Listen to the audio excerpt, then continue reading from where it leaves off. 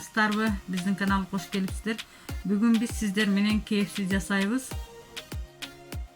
Тоок этин жумшартып алыш үчүн бычакты сайып алабыз.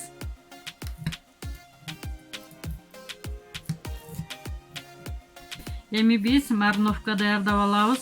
Өтө ыстык эмес, өтө муздак эмес. 1,5 литр сууду куюп алабыз. Эми биз чесногубузду салып алабыз. Мурч, ачуу калемпир, туз, райхандын майдаланганы, булардын баарын салып аралаштырабыз. 1 кашык ачуу да кошуп алабыз. Эми баарын аралаштырабыз. Тоок этини салып мариновать этип коебуз. Баары батыш керек. Үстүнө суу жаап туруш керек.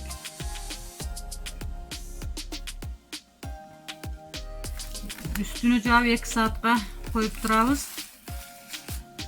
Мына 2 saat турду. Üstünü ачып алабыз.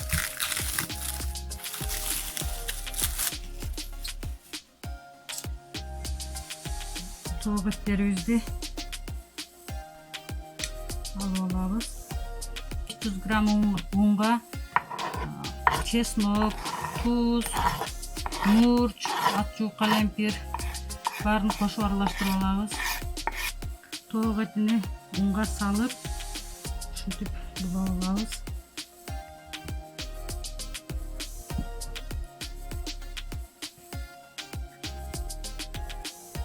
Соуска кайрадан салабыз.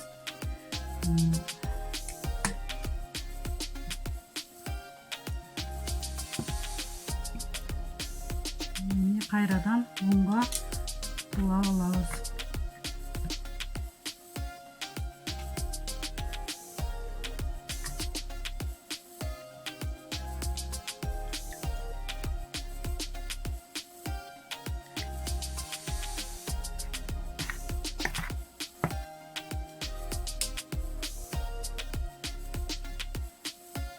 Ушинтип калгандарын да жасап алабыз.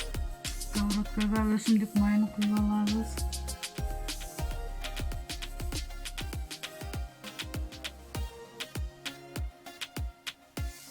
Салып алабыз. Орто температурада бышырабыз.